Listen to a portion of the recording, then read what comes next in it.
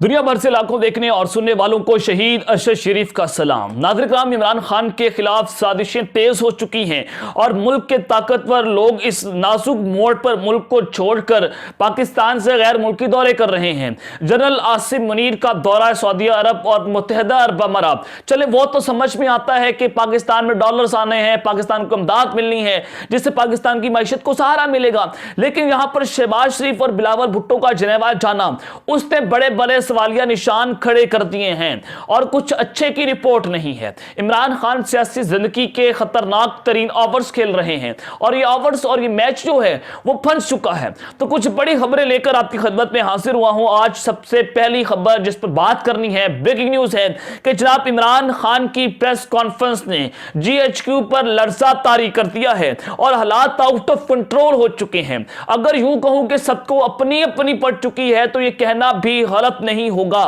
खबर यह है कि इमरान खान के जानी दुश्मन से इस्तीफा मांग लिया गया है। बहुत बड़ी खबर है। और किस फौजी अफसर से इस्तीफा डिमांड किया गया है और अहम तरीन तयनाती होना, यह बड़ा इंपॉर्टेंट और बड़ा सवालिया निशान है कि जनाब इस हवाले से अहम तरीन तफसीलात आपके सामने रखूंगा, क्योंकि कल इमरान खान ने एजेंसीज को टारगेट किया था और जनाब इस वक्त अंदर खाते क्या चल रहा है, GHQ की सूरत हाल क्या है, ये तमाम डिटेल्स आपके सामने रखनी है। दूसरी खबर पर जो आज हम बात करेंगे कि मेजर जनरल फैसल नसीर कप्तान के खिलाफ उनकी खूनी साजिश शुरू हो चुकी है और ये डर्टी हैरी अपनी गंदी हरकतों से बाज नहीं आ रहा। और जनाब मन इमरान खान के खिलाफ अब नया ऑपरेशन लॉन्च हो चुका है।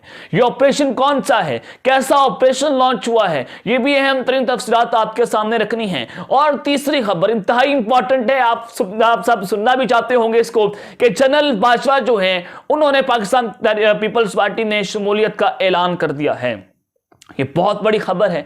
कैसे ऐलान हुआ है, दावा क्या है और कहां पर किस किस की कौन सी खुफिया मीटिंग्स हुई है, उस खुफिया मीटिंग्स की अंदरूनी कहानी आपके सामने रखूंगा, इनसाइड न्यूज आपके सामने रखूंगा। इस ऐलान ने तबले जंग मचाया हुआ है। ये तमाम डिटेल्स आपके सामने रखनी है। लेकिन अगर आपने चैनल को सब्सक्राइब नहीं किया, चैनल को लाजमी सब्सक्राइब कर लें, बेल आइकन को दबा दें, आने वाली तमाम तरह अपडेट्स आपकी खिदमत में बर वक्त पेश होती रहें।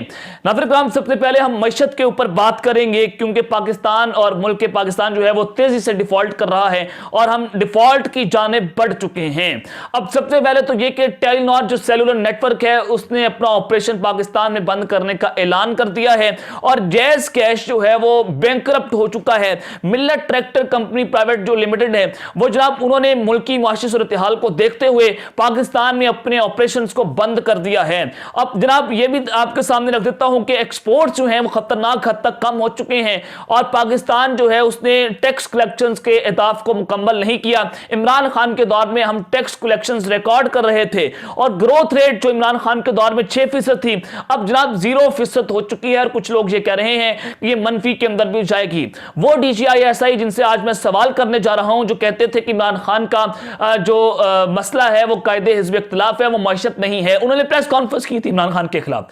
आज मैं उनसे सवाल करता हूं कि उस वक्त तो 6% तरक्की कर रहा था मुल्क, आज आप हमें बताएं कि आपने जो टोला हम पर मुसल्लत किया है और आप रजीम चेंज ऑपरेशन के खिलाड़ी थे, आप बताएं कि आज पाकिस्तान जो है वो कितने फीसद से तरक्की कर रहा है। इसके ऊपर भी जनाब एक प्रेस कॉन्फ्रेंस धर दें और आप हमें इस हवाले से जरूर जवाब दीजिएगा। चलें एक और जरा खबर आपके सामने रख देता हूं कि पाकिस्तान के जो ज़र मुबादला के ज़खायर हैं वो जनाब तकरीबन 5 अरब डॉलर के करीब पहुंच चुके हैं और पिछले 8 से 9 माह में तकरीबन 11 अरब डॉलर पाकिस्तान के ज़र मुबादला के ज़खायर में कमी आई है। सवाल ये पैदा होता है कि ये ज़र मुबादला के ज़खायर कहां पर इस्तेमाल हुए हैं, ये तशवीशनाक हद तक कमी कैसे हुई है और क्या ये पैसा जो है वो पाकिस्तान तहरीके इंसाफ के MPS के ज़मीर जो है वो खरीदने के लिए इस्तेमाल हुआ, क्या ये पैसा पाकिस्तान तहरीके इंसाफ को तोड़ने के लिए इस्तेमाल हुआ, क्या उनके खिलाफ ऑपरेशन करने पर इस्तेमाल हुआ। ये बड़ा अहम सवाल है जो कि पाकिस्तान के मुल्की इदारों से मैं पूछना चाहता हूं और बसद्दे एहतराम पूछ रहा हूं। अब जनाब अब जो मुल्क डिफॉल्ट कर रहा है, अभी तक हमारे खजानों में गंदी ऑडियोज और गंदी वीडियोज मौजूद हैं और अभी तक जनाब ये लोग बढ़के मारते हैं कि हम इंडिया को घुसकर मारेंगे। और भाई वो पाकिस्तान क्या दुनिया भर की 5वीं बड़ी इकॉनमी बन चुका है वो एक उभरती हुई ताकत है जो चाइना और अमेरिका के सामने आकर खड़ा हो रहा है, और आप उसको कहते हैं कि हम उसको घर के अंदर घुस के मारेंगे। आप 3 दिन में उनके सामने नहीं खड़े हो सकते। अब जनाब मन राना सनाउल्लाह साहब कहते हैं कि इमरान खान साहब की एक और 35 मिनट की यानी कि 25 मिनट की जो ऑडियो है वो रिलीज होने जा रही है, और इमरान खान साहब के बारे में वो यहां तक कह रहे हैं कि हम आपकी ऑडियोस भी लीक करेंगे, आपकी वीडियोस भी लीक करेंगे। मुल्क डिफॉल्ट हो रहा है और इनको अभी तक पाकिस्तान में गंदी ऑडियोस और गंदी वीडियोस का खेल जो है वो खेलने से फुर्सत नहीं मिल रही। अब जनाब सबसे पहले बात करते हैं पंजाब की सूरत हाल पर।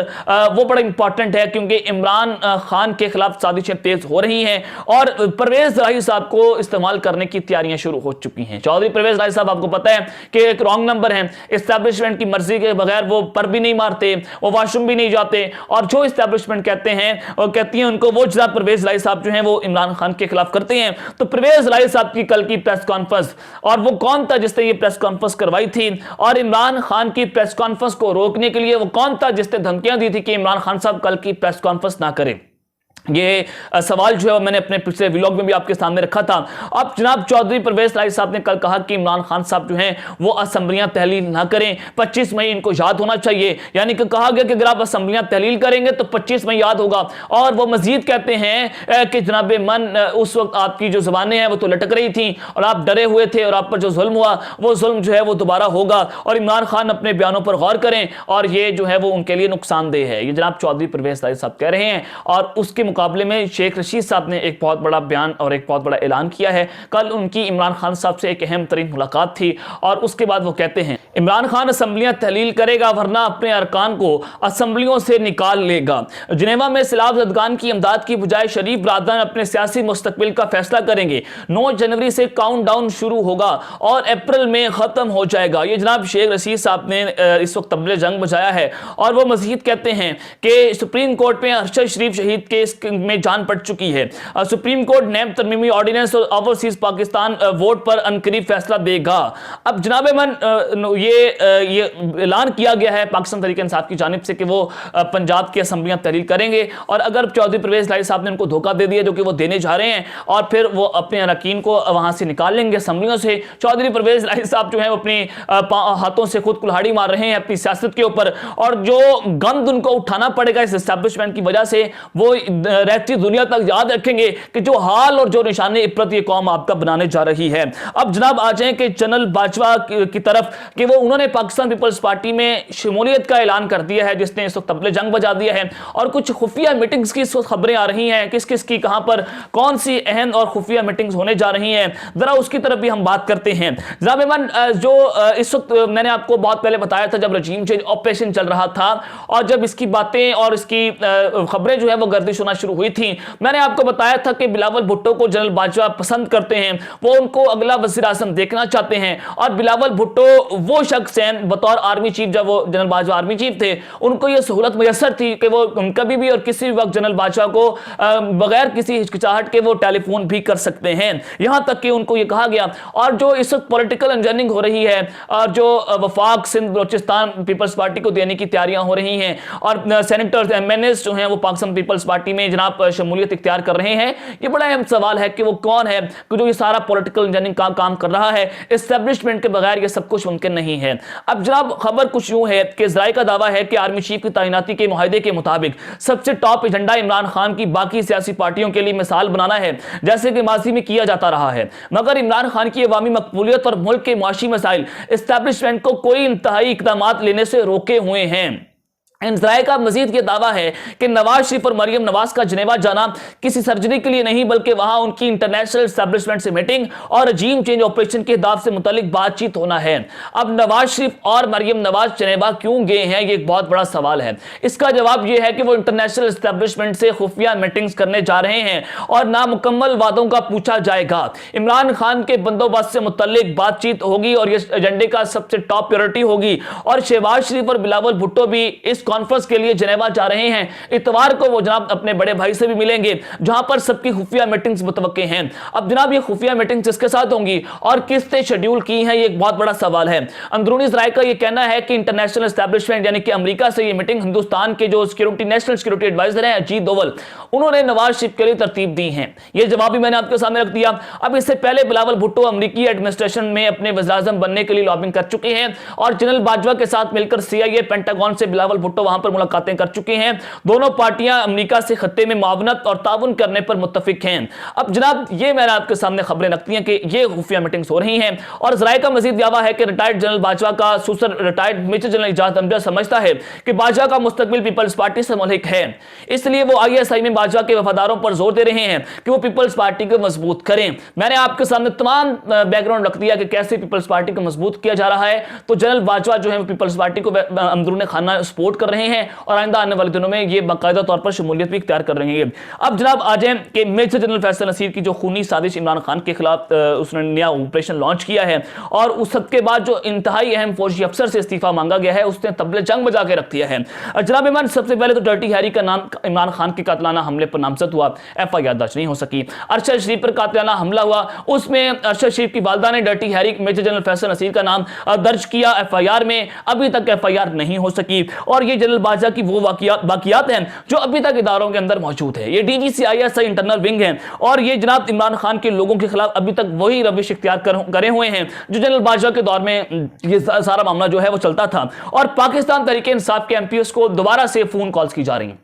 अब ये ऑपरेशन क्या है जो नई साजिश लॉन्च हुई है इमरान खान के खिलाफ, ये लॉन्च साजिश है क्या? अब वो कौन है जो पाकिस्तान तहरीक इंसाफ को धमकियां दे रहा है, उनके MPs को तोड़ा जा रहा है, और वो कौन है जो जनाब डर्टी हैरी सारा मामला जो कर रहा है उसने मिशन पंजाब शुरू कर दिया। परवेज सराई साहब को लॉन्च किया गया और ये इस वक्त कोशिश हो रही है कि इमरान खान की हुकूमत का तख्ता उल्टा जाए पंजाब के अंदर। अब जनाब परवेज सराई को लॉन्च होना और बेतरीक पैसे का इस्तेमाल हो रहा है। अब मैं इसका जवाब और इसकी कुछ मिसालें और कुछ इसके सबूत और अंदरूनी ज़राए हमें जो खबरें दे रहे हैं वो जरा आपके सामने रखता हूं कि कैसे एक अहम तरीन फौजी अफसर से क्यों और वजह क्या बनी है कि उसके इस्तीफे को डिमांड किया गया है। जनाब इमरान, कल की इमरान खान साहब की एक प्रेस कॉन्फ्रेंस हुई और वो प्रेस कॉन्फ्रेंस ने GHQ पर लर्जा तारी किया, जिसमें उन्होंने कहा कि एजेंसीज ने मुझे मारने का टास्क दिया और एजेंसीज जो है मुझे कत्ल करने की कोशिशें कर रही थी, जिन्हें हम मुहाफिज समझते हैं वो मुझे कत्ल करने की कोशिश कर रहे थे। इमरान खान साहब ने बड़ी खूबसूरत थे ये सारी साजिश जो है उसको बेनकाब किया पूरी कौम के सामने और GIT रिपोर्ट्स के ऊपर उन्होंने बातचीत भी की है। अब जनाब इमरान, जो असल खबर है उसकी जानिब बढ़ते हैं कि इस वक्त अंदर खाने चल क्या रहा है। पाकिस्तानी सिक्योरिटी एस्टैब्लिशमेंट ज़राए के मुताबिक डर्टी हैरी ने sector commander Punjab brigadier Rashid Naseer को डंडा दिया है। मेजर जनरल फैसल नसीर ने ब्रिगेडियर राशिद नसीर को डंडा दिया है, जिसको मेजर एक्स कहते हैं, कि अगर काम नहीं हो सकता तो ओहदे से इस्तीफा दे दो। मेजर जनरल फैसल नसीर ने ब्रिगेडियर राशिद नसीर से इस्तीफा मांगा है। राशिद को PTI के 25 MPA अदम एतमाद वोट से पहले तोड़ने का टास्क मिला है। मसला यह है कि उनके MPs को डर है, जो पाकिस्तान तहरीक इंसाफ के MPs हैं, कि इमरान खान से गद्दारी करने के बाद उनकी पंजाब में मुस्तकबिल की सियासत खत्म हो जाएगी। और ज़राए का मजीद कहना है कि इस सिलसिले में तमाम खर्चा दरदारी साहब ने करना है। दरदारी साहब क्यों कर रहे हैं? सादा सा जवाब है कि उनको वफाक, सिंध और बलूचिस्तान मिलने जा रहा है और उनकी अगली हुकूमत में बड़ा उनको हिस्सा मिलेगा। मगर MPs को खान की अवामी मकबूली से डर लगता है। जनूबी पंजाब के मेंबरान पार्लियामेंट को पीपल्स पार्टी और वस्ती पंजाब के मेंबरान पार्लियामेंट को नून लीग में तोड़कर शामिल होने के लिए दौड़ जबरदस्ती की जा रही है। वो कौन है जो सब कुछ कर रहा है? वो कौन है जो पॉलिटिकल इंजीनियरिंग कर रहा है? जबकि एस्टैब्लिशमेंट तो कहती है कि हम न्यूट्रल हैं। तो जनाब ये अहम तरीन तफसीलात जो आपके सामने रखती हैं। अब तक के लिए अपना ख्याल रखिएगा। इस चैनल का आपने लाजमी ख्याल रखना है। अल्लाह निगहबान। पाकिस्तान जिंदाबाद।